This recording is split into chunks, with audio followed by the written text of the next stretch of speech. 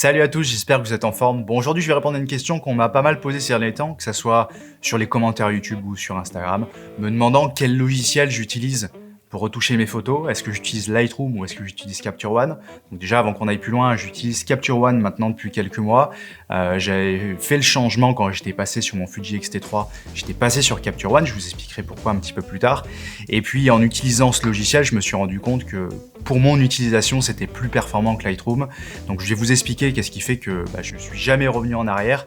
Depuis que j'ai commencé à utiliser Capture One, j'ai plus du tout utilisé Lightroom. Alors tout d'abord, pourquoi je suis passé sur Capture One? C'est tout simplement parce que quand j'avais acheté mon X-T3, je crois que c'était vers le mois de mai, mois de juin, dans ces eaux-là, j'ai commencé à vouloir l'utiliser avec Lightroom et il y avait pas mal de soucis, ça fonctionnait pas très bien. Et en regardant sur internet, je me suis rendu compte qu'il y avait un bug au niveau d'Adobe.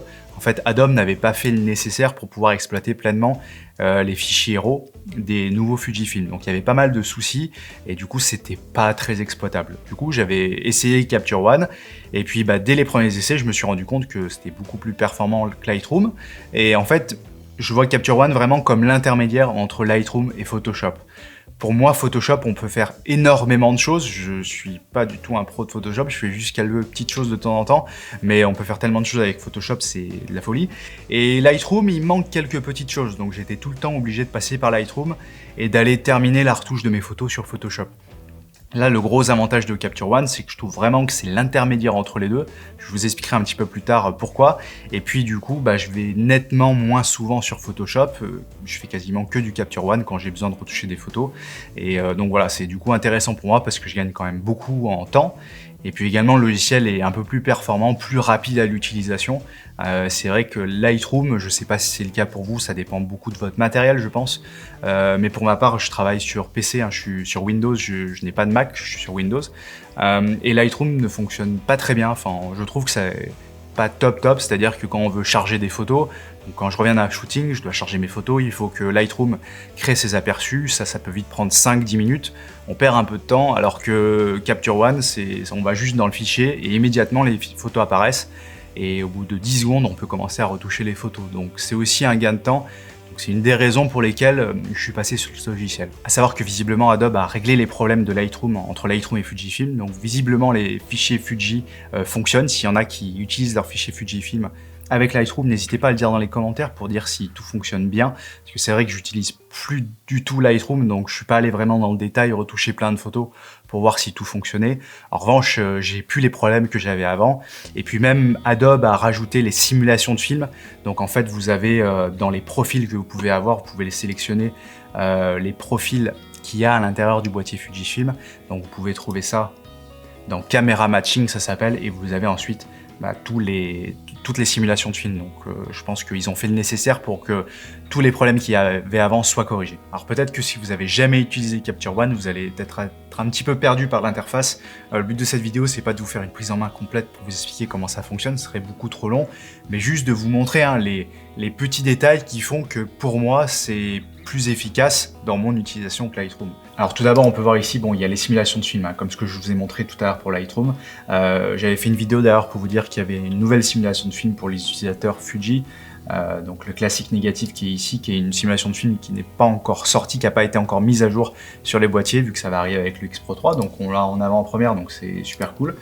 Ensuite au niveau de l'interface, sans aller trop dans le détail, mais c'est un petit peu différent de Lightroom, où Lightroom on a tous nos curseurs qui sont à droite, ici ils sont à gauche, et puis sur Lightroom il y a toutes les photos qui sont en bas, ici elles sont à droite. Sachez que vous pouvez personnaliser pas mal de choses pour avoir une mise en place qui ressemble à Lightroom si ça vous gêne. Moi, j'ai gardé la mise en place de Capture One parce que ça fonctionne très bien pour moi. Sachant que vous avez donc plusieurs onglets où il y a plusieurs réglages à l'intérieur et puis que vous pouvez personnaliser chaque onglet. Déjà, première chose que j'ai bien aimé quand je suis arrivé sur le logiciel, c'est le fait d'avoir des routes colorimétrie. Un petit peu comme ce qu'on a sur les logiciels de montage. Vu que je fais beaucoup de vidéos, beaucoup de montage vidéo, c'est le principal de mon activité, ça m'a permis d'avoir quelque chose qui ressemblait beaucoup à ce que je faisais dans la vidéo, donc ça m'a bien aidé. Et on peut avoir les trois roues comme celle-ci, on peut les séparer, ce qui nous permet de pouvoir baisser les ombres ou monter les ombres, les tons moyens ou les hautes lumières comme on le souhaite.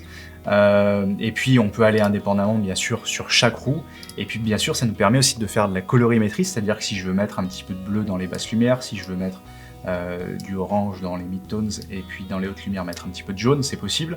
Et puis je peux régler aussi l'intensité de tout ça. Donc c'est assez intéressant.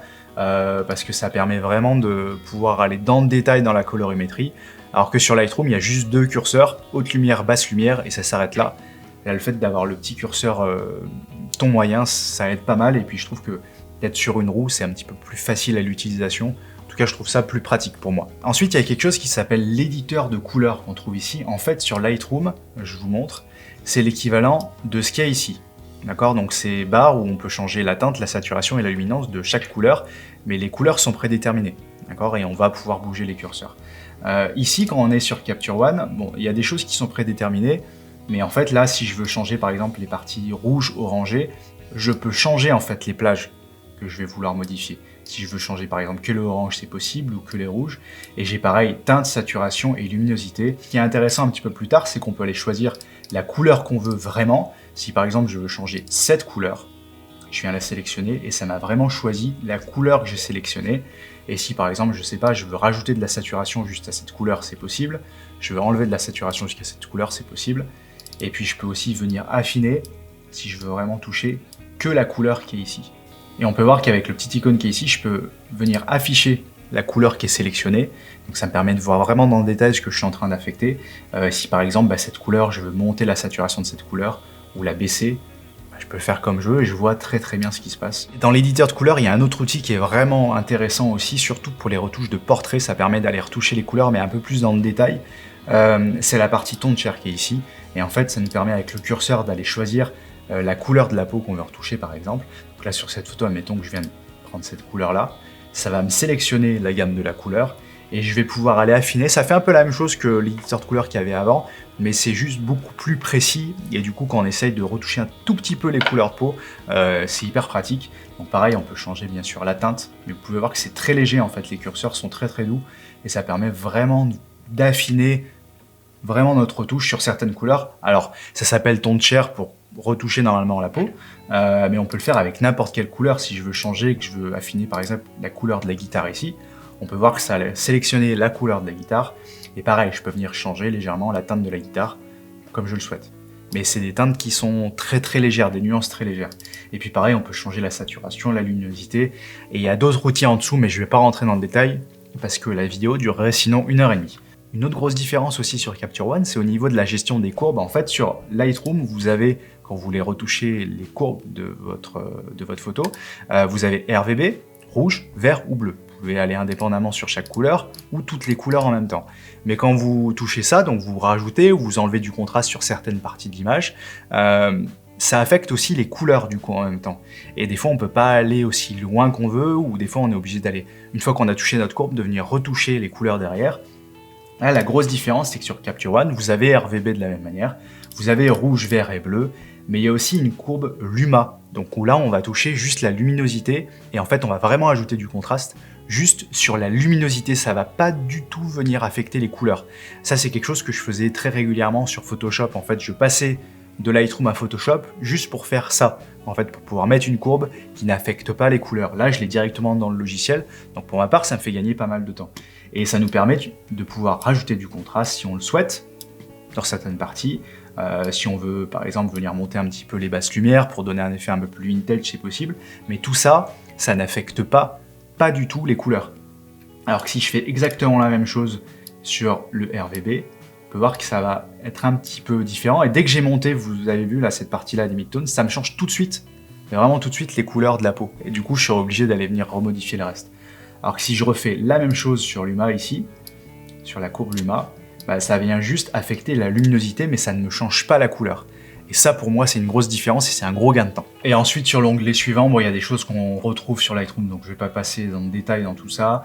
Il y a un petit peu plus aussi de possibilité de personnaliser le grain, le grain qu'on peut rajouter sur la photo. Sur Lightroom, en fait, le grain, si je me souviens bien, il y a un onglet ici. Faut que je le retrouve, oui, où ici il y a du grain. En fait, on peut juste venir ajouter la valeur du grain, la taille et la cassure du grain. Sur Capture One, on peut aller un petit peu plus loin parce que vous avez plusieurs styles de grains, vous pouvez régler tout ça. Et puis il y a aussi des pré-réglages ici si vous appuyez sur ce bouton, avec des pré-réglages avec beaucoup de grains ou moins de grains. Ça dépend vraiment de ce qu'on veut faire.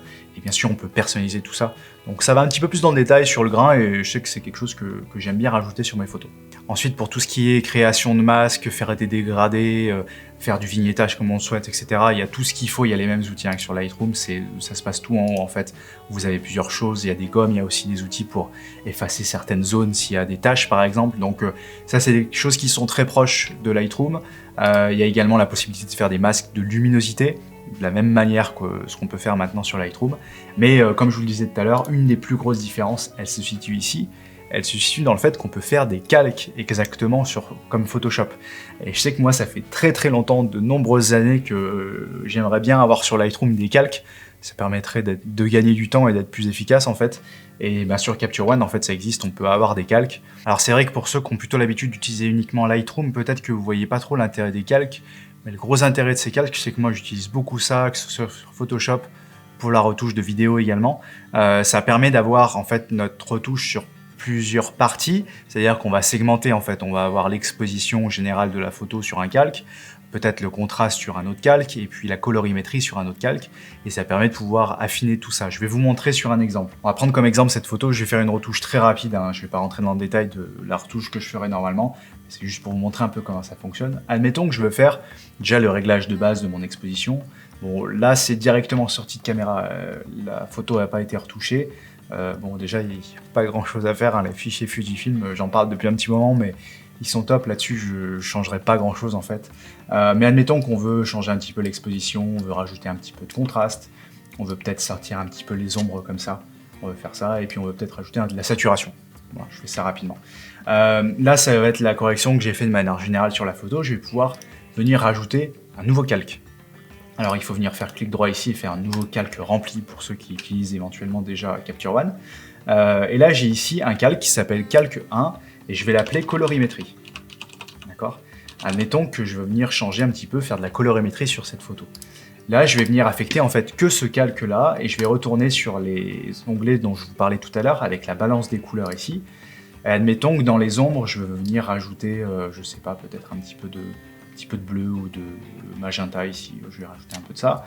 Admettons que dans les moyens, dans les mid-tones, je vais vouloir rajouter un petit peu de rouge orangé, et dans les hautes lumières, je vais vouloir rajouter un peu de jaune. Bon, je fais un petit peu exagéré là exprès, j'en mets beaucoup pour vous montrer le principe. Okay, admettons que là j'ai fait ma colorimétrie.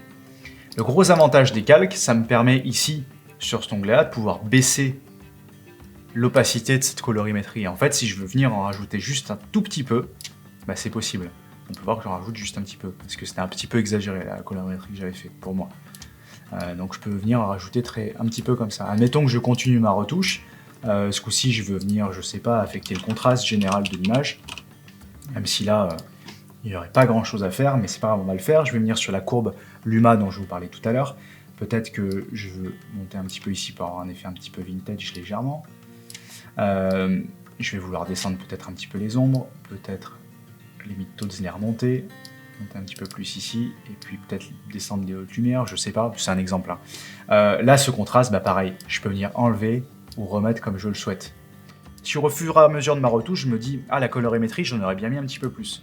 J'ai juste à venir remonter ce curseur. J'en aurais bien mis un petit peu moins, j'ai juste à baisser ce curseur. Donc on peut faire ce qu'on veut. En fait, ça me permet un petit peu plus loin, ou si demain j'essaye de continuer les retouches de cette photo, ça me permet de vraiment comprendre ce que j'avais fait hier, et de venir retoucher un petit peu, parce que des fois on en fait un peu trop, des fois on n'en fait pas assez, et je trouve que c'est quand même très utile d'avoir directement les calques dans Capture One, ce qui nous permet de gagner du temps en fait, parce qu'on n'a pas besoin d'utiliser deux logiciels. Et pour ceux qui se poseraient la question, comment on peut faire du coup pour utiliser aussi Photoshop, j'aimerais bien utiliser par exemple la retouche que je fais sur Capture One, et je veux aller un petit peu plus loin sur Photoshop pour modifier certaines choses.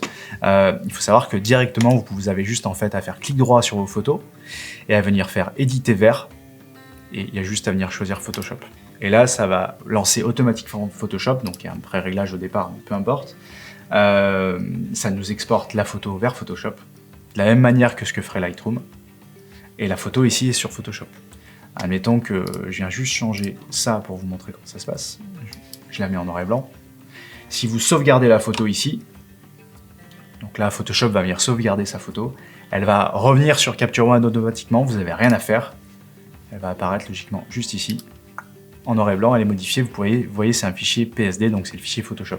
Donc si vous êtes habitué à faire la bascule entre Lightroom et Photoshop, moi j'étais habitué de faire ça aussi, ça fonctionne très bien sur Capture One, il n'y a aucun problème. Donc voilà, j'en ai terminé pour aujourd'hui, c'était les principales choses que je voulais vous montrer, pour moi les plus gros avantages par rapport à Lightroom, sachant qu'il y a énormément de choses à dire encore sur le logiciel, peut-être que je ferai une vidéo un peu plus approfondie, si ça vous intéresse.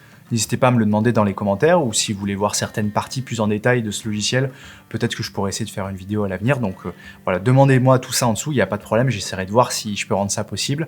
En tout cas, merci beaucoup d'avoir suivi cette vidéo jusqu'au bout, j'espère qu'elle vous aura été utile. Si c'est le cas, n'oubliez pas le petit pouce bleu qui fait toujours plaisir. Et puis moi, je vous dis à très bientôt pour une prochaine vidéo. Salut!